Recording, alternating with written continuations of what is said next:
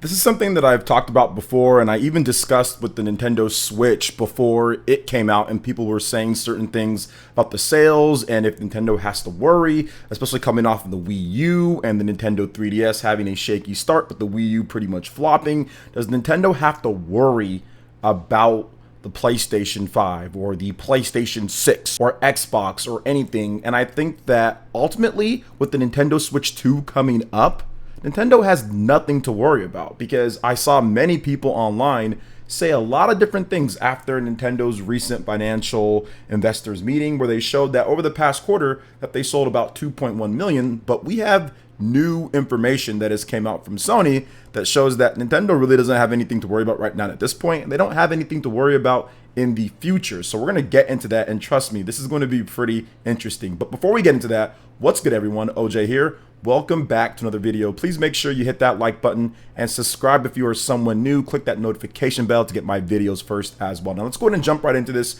because some people have stated that Nintendo should be worried about GTA coming to PlayStation 5 and the sales, and Xbox and all of that with Nintendo Switch 2, and how the sales are slowing down. Look at it in year 8, I guess, are slowing down and everything. So Nintendo has something to be worried about. And I do feel that, yes, ultimately, businesses have to be cognizant of what's going around with them. If you're in a space, whether it's selling music or selling TVs or selling whatever the case is, online marketplaces, whether it's whatever business you're in, you have to actually know what's going on around you, and you have to plan to a degree about what's going on around you. But I do feel that Nintendo doesn't really have anything to worry about, because it's intrinsic. They have to make sure that they do what they do in order to be successful and to provide for the marketplace and play a part just like everybody else that's in the tech space plays a part overall.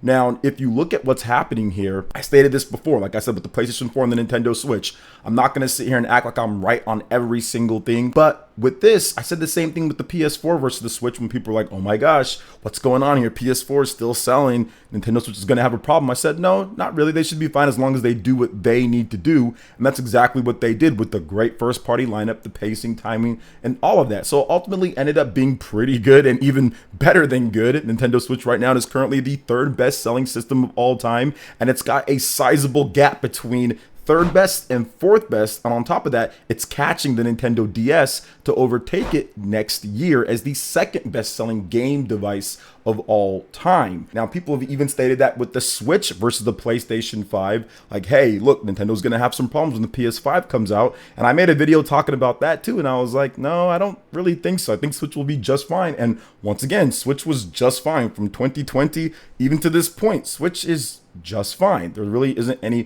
problem there. PS5 is doing great, but once again, we need multiple systems doing good. It's not just one system or another. Now, the big thing that I want to focus on here, especially with this when it comes to Switch 2 and Nintendo doesn't have to worry about anything, the reports came out and a lot of people had something to say. Nintendo's financial briefing, you look at it, 2.1 million units. That's down year on year from like almost 4 million, but obviously, Tears of the Kingdom came out last year. So you're going to have way more systems being sold. You're going to have people buying that special edition. Nintendo did not have anything on the level of Tears of the Kingdom this year. So yeah, units were down. But on top of that, it's just getting old at this point, right? Like the Nintendo Switch is in calendar year 8 at this point, going into that. So of course, sales are going to slow down. There's never been a system in the history of dedicated consoles that hasn't slowed down to some degree in year 8. If they even make it to year 8, Nintendo almost never has systems that even make it to year 8 and are still relevant like this without any other system from them on the market. So that's just an accomplishment in its own right.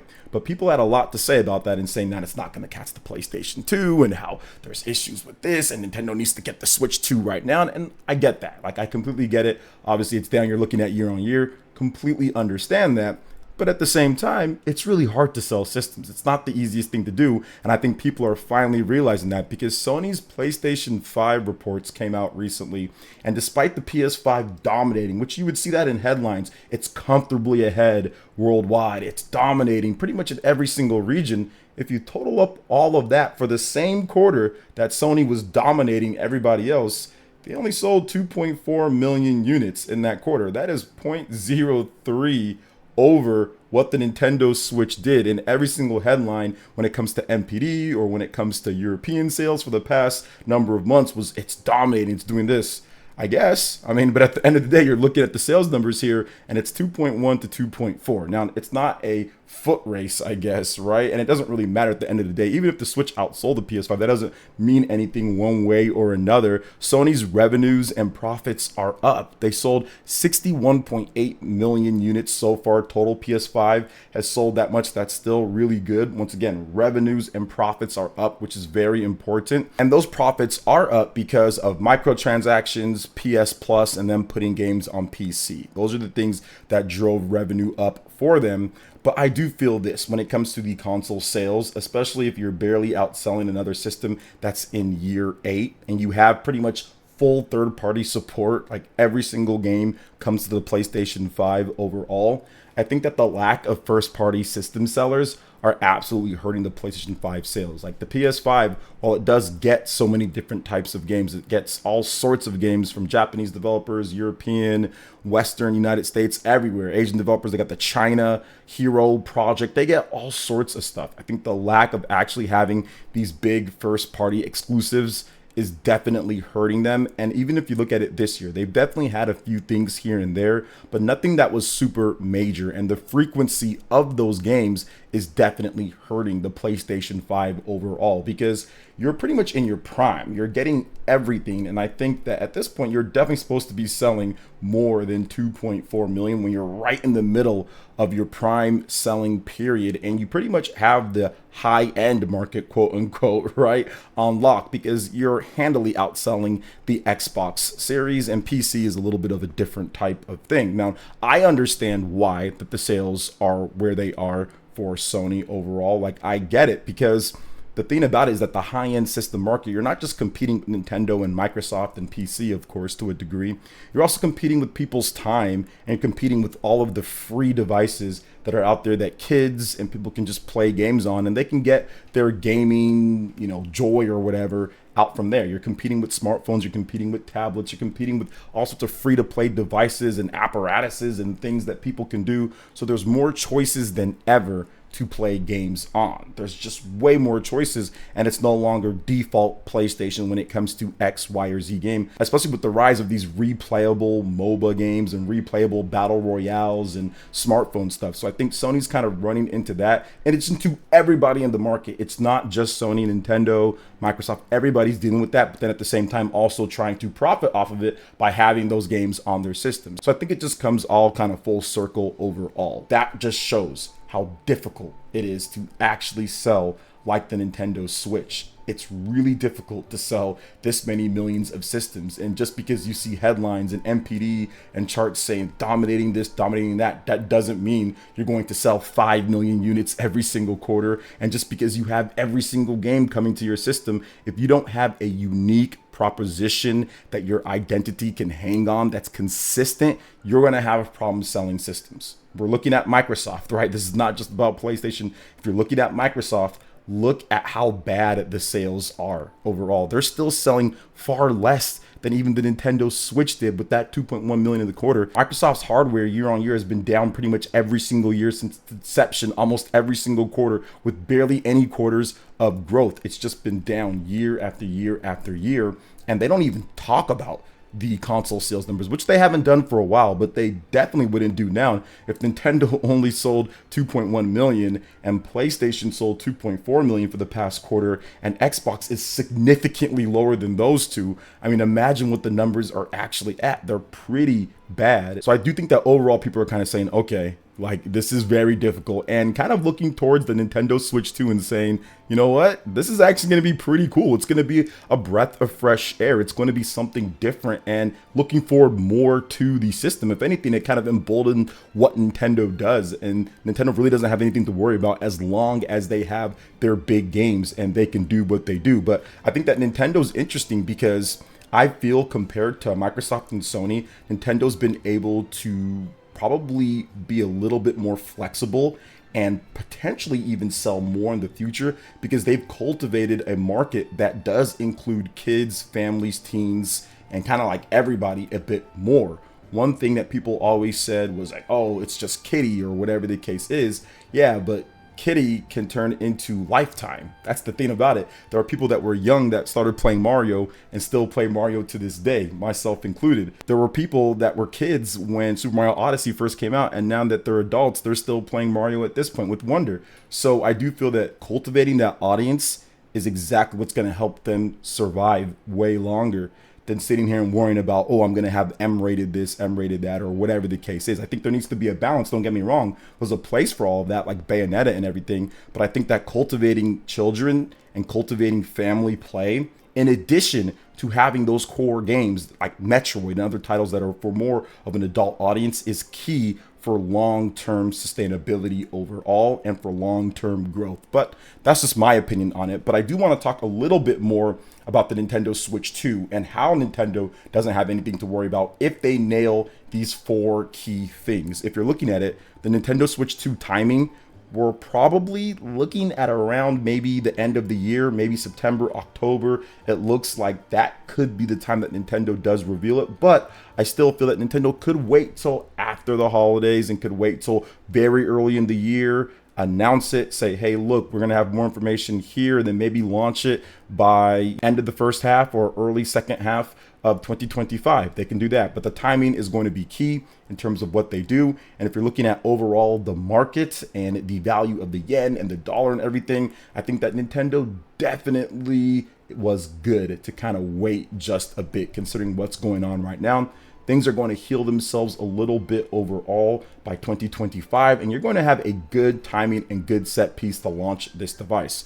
Now, next up is the pricing. I think that pricing obviously is very, very, very important.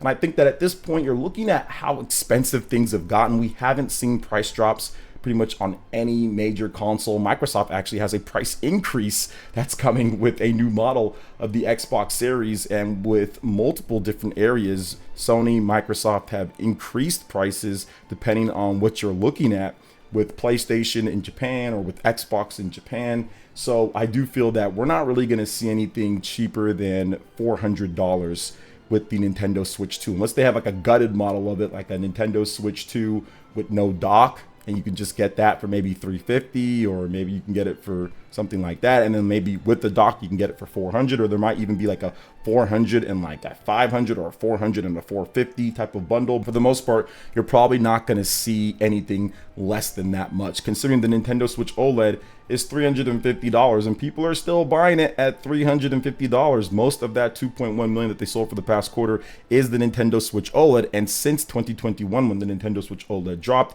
it's been by far the best selling model of the Nintendo Switch. So I definitely see it being at least $50 above what the Nintendo Switch OLED is right now at this point. And I do feel that Nintendo will probably drop the price of the Nintendo Switch and the OLED, the V2, the Switch Lite. They'll probably drop it by $50 per model once the Nintendo Switch 2 gets going. Now, next up probably is the most important thing, and that's going to be games. Games for the Nintendo Switch 2 are so important, and I know it goes without saying, but you have to kind of say it, because there are some people who feel that it's not about first-party games and it's all about other things. And to me, when I say games, I mean like Nintendo's games, like Nintendo's first party. Yes, third party is great, don't get me wrong. It would be fantastic to have GTA and to have Elden Ring and to have Baldur's Gate, and all that stuff would be good and would help the Nintendo Switch 2 sell. But at the end of the day, you got to get Nintendo fans to buy in first. You got to get them to buy in first, and many of them are looking for that next late and great Mario. They're looking for that next big Mario Kart, that next big Zelda, that next big Animal Crossing, that next big Super Smash Brothers. They're looking for that next big Fire Emblem, Xenoblade, Monolith Soft title, whatever the case is. So having that set up to where you kind of hit all of your bases within the first year or so with all of your games for the core dedicated audience, for the expanded audience, is so important. And they nailed it with the Nintendo Switch, because you had a plethora of games. It pretty much hit all of the expanded Nintendo fan and core base RPG nerd. They hit like everywhere. So you have to kind of have that in order to make sure that people feel like, okay, this system's for me as well. And I think that Nintendo will have a nice variety of that, and it's probably going to be even better than what we saw with the Nintendo Switch. And I have a video that I'm going to talk about this and some digging that I've been doing, but that's going to be for another time. Make sure you like, subscribe, and hit the notification bell when that video goes live. But one more thing that we're going to talk about, guys, is the pacing and marketing. I think that pacing is also very important.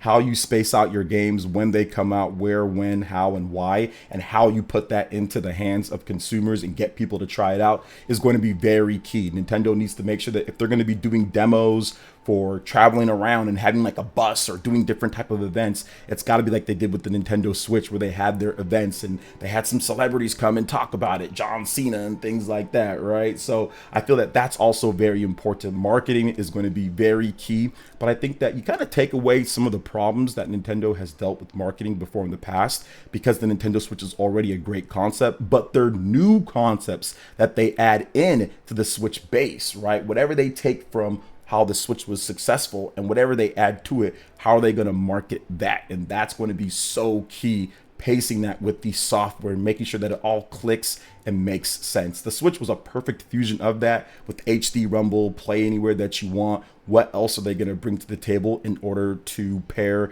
the hardware and software with the perfect marketing campaign? And I think that's going to be a big challenge for them going forward, but I think it's going to be a challenge that they are up to overall. But what are your thoughts on this, guys, when it comes to everything that I talked about here? What do you think about the Nintendo Switch 2? Let me know in the comment section below. All right, guys, that wraps it up for this video here. Thank you so much for watching. I do appreciate it. Please make sure you hit that like button, subscribe if you're someone new, click that notification bell, and check out my other Nintendo Switch and RPG videos right here on screen. Thanks for watching. Catch you guys for the next one.